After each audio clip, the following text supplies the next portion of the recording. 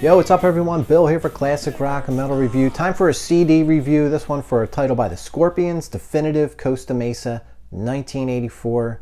2 silver press CDs on the Zodiac label, title number 629 in their catalog. Came out in fall of 2023.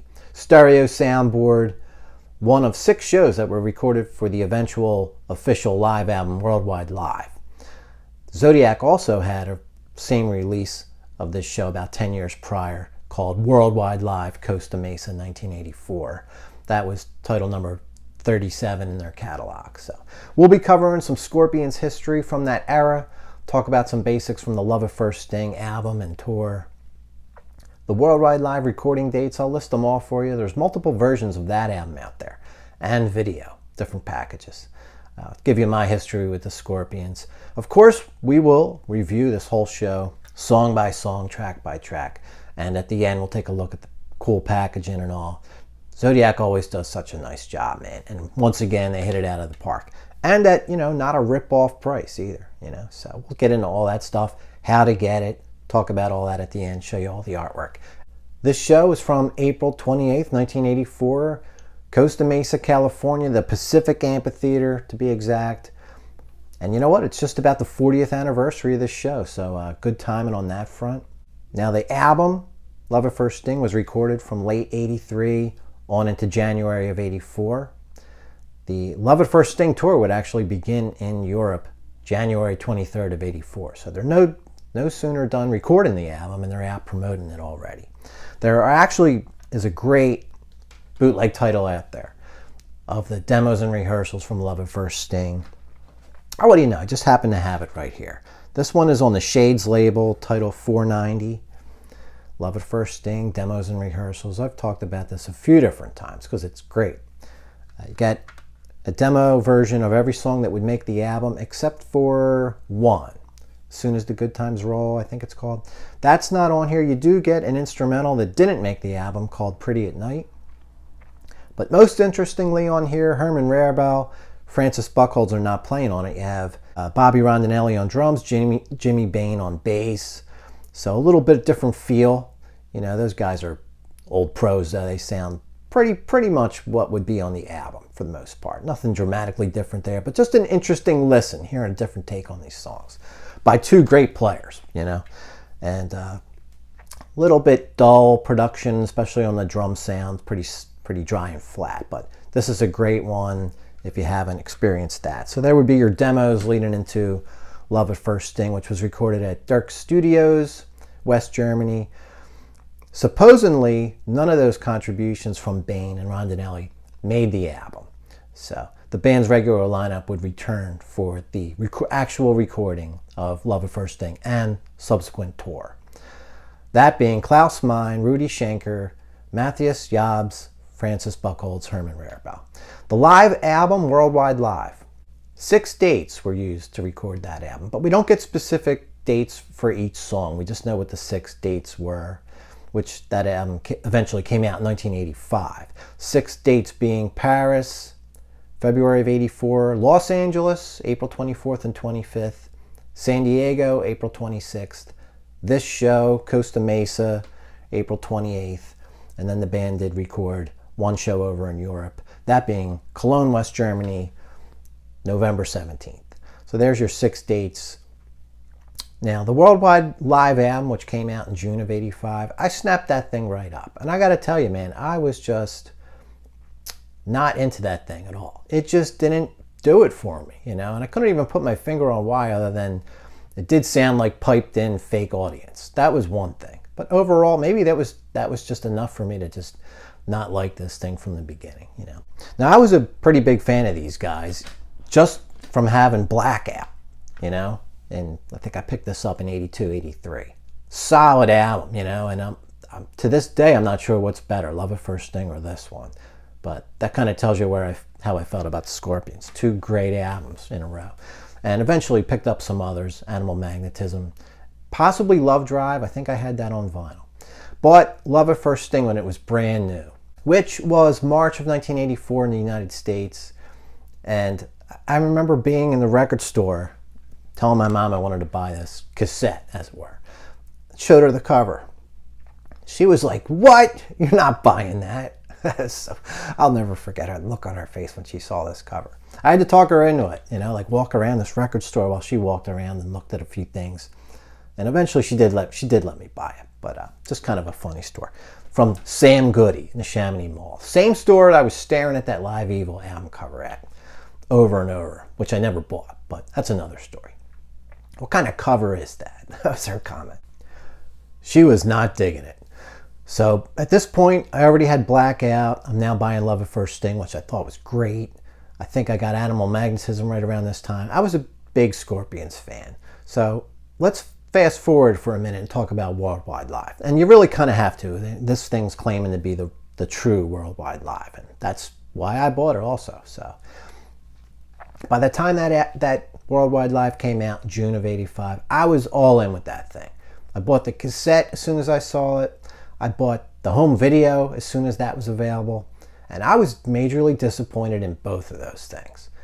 I don't think I knew anything about post-production at that point. People going back and overdubbing guitars, vocals, or whatever. I don't think I knew that even was going on. I was still pretty naive when it came to that. The one thing I could easily tell was what fake crowd noise sounded like. From what I recall, Worldwide Live was full of that. It just felt wrong to me. That album just felt off, it felt wrong, it just didn't feel real, So, and apparently I'm not alone, as I said, this CD being touted as the real version of the Worldwide Live album. And like I said, the original title 10 years ago on Zodiac, Worldwide Live, Costa Mesa '84. This is the same source, so there's no real new material here. Updated sound, and that's basically all you're getting here. And of course that title, probably a little hard to find at this point also. So back to Worldwide Live. The video was 60 minutes. It was only 10 songs, and the order was jumbled around. So it wasn't a true concert video. There's that. It was more like a music video. Kind of like a little tour documentary / some concert footage, Not a true video. So that was the disappointment in that. That actually came as a bonus with this. A DVD-R of Worldwide Live. So that's how I just watched this for the first time. 30 some odd years. Coming up on 40 past few days, so that's how I even know what the heck I'm talking about with this video. I wouldn't have remembered any of that stuff. It's basically like one long MTV video. Alright, so as far as the album Worldwide Live, you had an original version on double album, cassette, and CD that had 18 songs. 1997 there was a remastered version with just 14 songs. Finally in 2015 another remaster back to 18 songs again. So 4 songs restored from the original version. So there's the late 83 to 85 story with the Scorpions and their releases. Let's start talking about the CD. This show does cut off before the last song. So you only get part of Six String Sting and you don't get Can't Get Enough, but you do get something else during this show that's not on the live album. So let's get into the CDs themselves. Start with disc 1. Set list is pretty much the same the whole tour, as best as I can tell. We start with the countdown, just this sort of synth drone to build up some anticipation. Goes on for a minute or two. Right into Coming Home. Great choice here, fast opener, and an interesting cool one because, it's the 4th song on Love at First Sting. Not a single, not a really standout cut, just a sort of unexpected deep cut that they're playing right off the bat. That's kind of a cool choice, I'm always a deep cut kind of guy over hits. Good deep cut here. I would not consider this a popular song at all. So really cool they start with Coming Home. And it sounds really good. Next up is Blackout. And if Coming Home was a good opener, title track from Blackout, even better follow-up. Talk about getting things going. Both of these versions are great. And let's talk about the sound. The sound quality, very good to excellent. Stereo soundboard is promised on the back of the disc. The guitars of Schenker and Yob seem to be split left and right, which is really cool. The drums, typically for these boots, there always seems to be this sort of dry, flat snare on a lot of these anyway. And that's pretty noticeable here. The snare drum is especially dry and flat. Although overall, generally speaking, it's buried behind all this other instrumentation. So it's not super noticeable for the most part, but we will bring that up a little later on actually. The vocals, no issues at all, perfect level, perfect sound. The bass, noticeably present and clear. Really like it when you can not only hear the bass well, but you feel the bass. That's the case here. And in fact, actually, that's the claim with this one versus that 2013 title, is that there's improved overall balance and stereo sound on the bass. So I guess maybe that was just a one speaker bass in that original title, and now we're stereo. And without having heard that 2013 version, one of the first things I noticed right away when I put it on, or we got to the music anyway coming home, is that there was great bass sound, and also perfect levels. So, I think those claims probably tend to be true. As I said, I'm not sure how much of an issue those things were in the past. I just happened to notice right away the bass sounded great. Overall levels are pretty perfect. Next up is Bad Boys Running Wild, the Love at First Sting opener. Man, I always loved this song. I can still remember the first time I put this cassette on when I got it. Liked it then. It actually got a little bit of radio play in Philly, and I'm not even sure why, because I don't think it was even a single. Unless I'm wrong, maybe it was. But such a great one. They still play this live, actually, which is really cool. I was kind of blown away by the fact that they were playing this a couple years ago when I saw them. Solid version here. Loving You Sunday Morning, the lead guitars are split left and right, like I said, and that really comes across awesome on this song. Make It Real, this is a solid song. It's really good. I like it probably more than ever at this point. Honestly, unlike a lot of classic rock jam bands like Zeppelin, when it comes to metal like this, there's little to no variation really.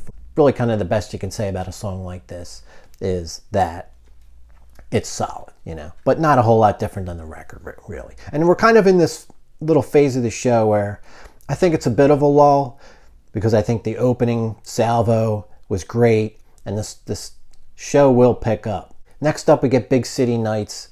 This one was a hit and a single, and the crowd singing along at the end. It's okay. It might be fun to be there. Doesn't do much for me listening to it on a record, though. Instrumental Coast to Coast is next.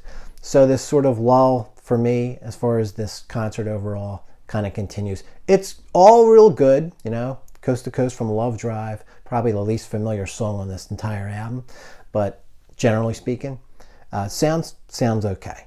Finally, things pick up for me, and believe it or not, it's actually an acoustic song. They do Holiday, just a guitar and vocal, all right? Not a whole band thing, and it's a real nice change because it's a great version.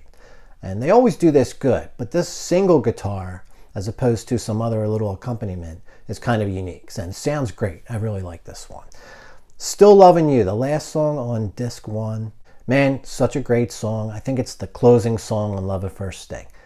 Man, it would really require a killer performance live to equal that record. And it falls short here. There's a few bad notes hit by both guitarists along the way. It's a hair slower, possibly. So it kind of sets it up a little bit for failure because everything's just a little bit more noticeable.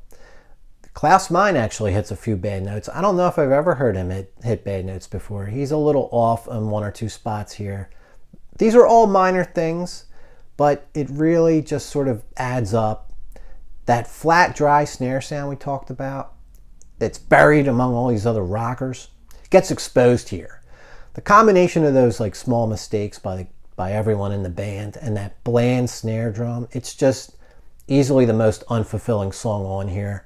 And this one would probably be an argument for taking a song back to the studio and lifting it up a little bit with some overdubbing and enhancements and stuff. Because this one, it really just isn't there. It's not horrible, but it's such an emotional feeling song. And you just get that you can't get in that frame of mind listening to guitars tweaking bad notes, the singer hitting a couple bad notes.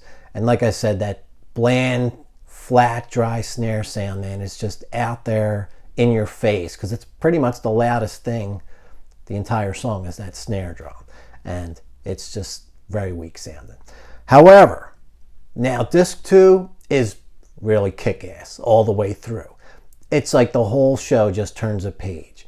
And getting into Rock You Like a Hurricane, it's in the middle of the show, This is a hit single, right? The single came out February 3rd of 84. Got to number 25 in the US, heavy rotation on MTV. It seems a bit odd to be playing such a big hit halfway through the show, but it's a really good version. Overall, the excitement and the energy of the whole venue just seemed to lift up at this point.